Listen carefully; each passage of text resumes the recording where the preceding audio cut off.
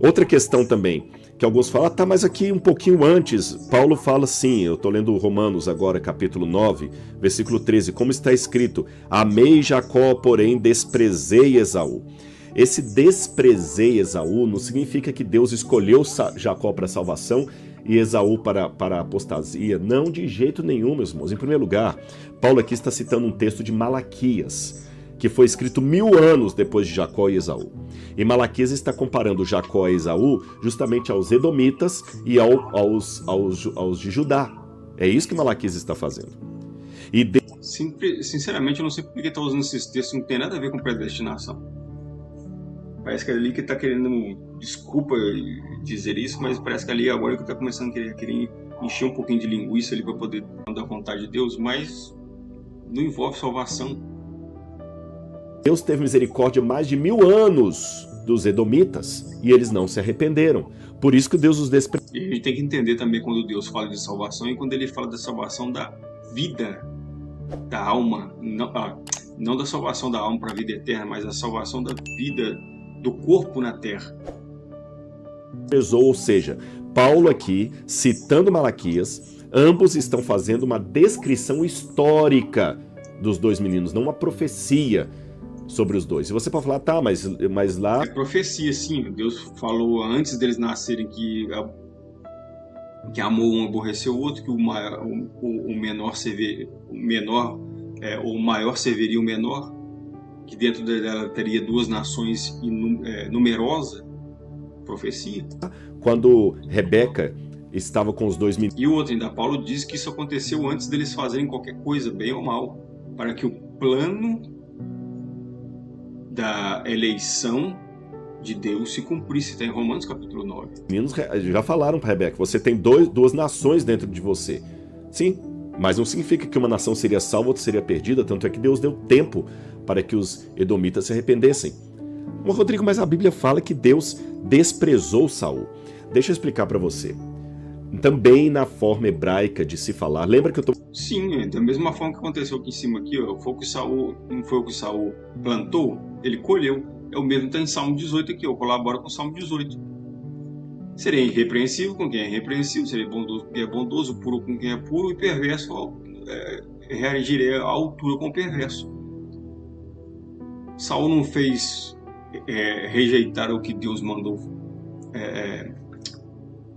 Saul não foi contrário à vontade de Deus, ele simplesmente colheu o que ele plantou. Rejeitou. E aí? E Paulo ainda vai dizer assim, Deus é injusto com isso? De modo nenhum. Mostrando para você que a gente tem que entender o sentido etimológico de algumas expressões idiomáticas da Bíblia, meus queridos. A gente não pode pular isso por preguiça mental. Ah, Rodrigo fica com esse negócio de grego e hebraico é para confundir. A gente não é para confundir. Ele está usando o grego e hebraico ali. Interessante que no final do vídeo ali, ó, ele vai falar que o texto hebraico tá como é que eu vou dizer? Tá exagerado, né? E a tradução que tá um pouco melhor. Você vai ver no finalzinho. Se eu falar hoje que eu estou morto de cansaço, isso não significa que mortos se cansem, mas daqui a 2000 anos, muita gente pode criar uma doutrina baseada na minha palavra que morto se cansa, porque assim eu me expressei, estou morto de cansado. Sem uma compreensão da expressão idiomática de hoje, da complicação. Quando a Bíblia fala que Deus amou Jacó e se aborreceu de Esaú, ou desprezou Esaú, no sentido de amou um mais, outro menos. Só isso. Quer ver? Quando você vai para Lucas... E ele fez uma confusão ali que acabou fazendo até eu mesmo confundi. Ele falou, em vez dele falar Esaú, ele falou Saul, né? Desprezou Saul. Realmente desprezou Saul. E ele desprezou Esaú antes de nascer. Ele falou Saul, eu acabei falando de Saul também. Mas Saul também foi a mesma coisa. Capítulo 14, verso 26. Olha esse texto de Lucas como... Sem contar que Davi fez pecados maiores do que de Saul. É que ele é problemático se você ignorar a expressão da época. Lucas 14, verso 26. Olha o que diz aqui na Bíblia.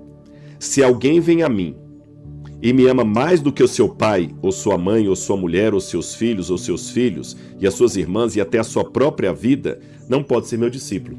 Muito boa essa tradução aqui na Bíblia Nova Almeida atualizada. Tá certo, só que ela fez uma tradução dinâmica. Porque no original grego não está assim. No original grego está justamente assim. Eu posso ler o grego para vocês aqui, olha. Se alguém vem a mim e não despreza seu pai, sua mãe, seus irmãos. E se você for olhar justamente, eu vou até pegar aqui o termo grego para vocês, eu tinha pego a Bíblia em grego e tinha colocado por aqui, olha, eu deixei até separado aqui, olha. Quando Deus fala o seguinte, olha, se alguém vier, é o verbo justamente misel. Misel é desprezar, odiar.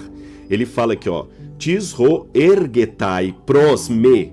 Se alguém vier a mim, kai u misei ton patera. Se alguém vier a mim e não odiar o seu pai, tu, o pai dele, kai te metera, e não odiar a sua mãe, kai tes ginaica, kai ten ginaica, e não odiar os seus filhos, e não odiar a própria vida. Curioso. Então quer dizer que para ir a Deus eu tenho que odiar meu pai e minha mãe, porque é isso que está escrito aqui. E o verbo misel aqui é o mesmo verbo que aparece aqui em Romanos capítulo 9, quando diz que Deus amou Jacó e desprezou Saul, ou odiou Saul. Ora, em 1 João capítulo 4, verso 20, diz que aquele que diz eu conheço a Deus, mas odeia o seu irmão, é mentiroso. Mais uma vez eu vou repetir. É um erro muito grande a gente ficar tentando analisar os textos onde liga sentimento a Deus. Né? A gente nem sabe como que Deus reage acerca de sentimentos, se Deus é sentimental, se Deus sente pena, se sente ciúme, se sente... Tem todos esses textos na Bíblia que falam que Deus tem ciúme, que Deus teve raiva, teve ira, teve amor, teve ódio, se arrependeu. Mas isso tudo é escrito dessa forma porque são coisas que nós entendemos. Mas acerca de sentimentos, a gente discutir sentimentos de Deus, a gente cai em erro toda hora. Porque a gente nem sabe como que é a expressão de Deus em relação a sentimento. Quando ele fala que desprezou Esaú e amou a Jacó, né? A gente pode entender muitas coisas, né? Mas a gente de forma nenhuma pode achar que Deus é ruim porque escolheu um e não o outro. Você percebe que mesmo Deus escolhendo Jacó e desprezando Esaú nasceu primeiro, ele que teve a dádiva de nascer primeiro e ter o direito de ser o primogênito e receber as bênçãos de primogênito. Mas a gente conhece a história, Rebeca, que é a mãe de Jacó, ali se uniu com Jacó e fez toda aquela trama ali para poder enganar Esaú, enganou ele por 2 vezes. E Deus vendo, deixou tudo acontecer, porque os planos de Deus não podem ser frustrados, mesmo que o homem tome caminho errado. O plano de Deus não pode ser frustrado. Mesmo que o homem, como eu vou falar novamente de Sansão. Sansão tomou caminhos totalmente errados, tortuosos e pagou preço caro por isso. Mas o plano de Deus na vida dele se cumpriu.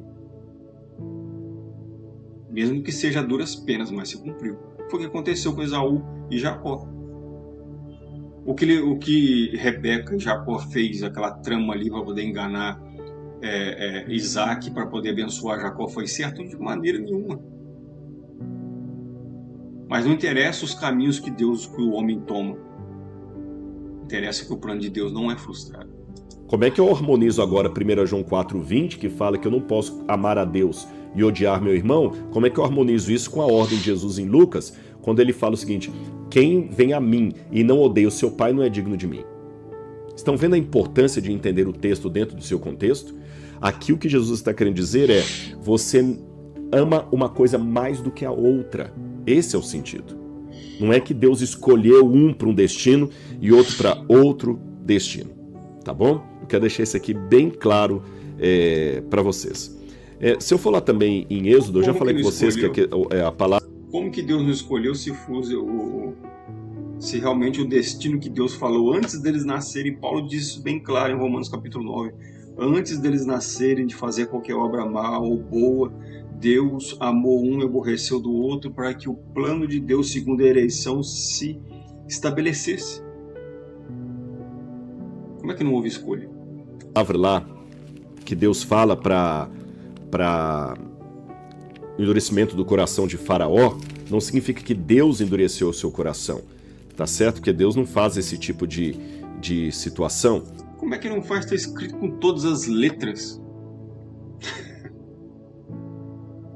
Porque mesmo que a gente acredite que Faraó tinha um coração endurecido, que ele mesmo endureceu o seu coração, como está escrito em textos lá que o coração de Faraó é endurecido, ele mesmo, o próprio Faraó endureceu o seu coração em certas situações, mas se em outras situações Deus não intervesse para endurecer o seu coração também, todo aquele plano de Deus com todas aquelas pragas ali para poder desfazer de todos os deuses do Egito e provar que ele é Deus, como está escrito em Êxodo capítulo 10,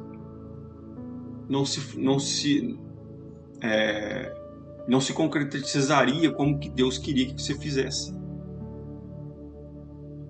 Mesmo o Faraó tendo seu coração endurecido, ele mesmo endurecendo seu coração, teve momentos em que Deus fez isso.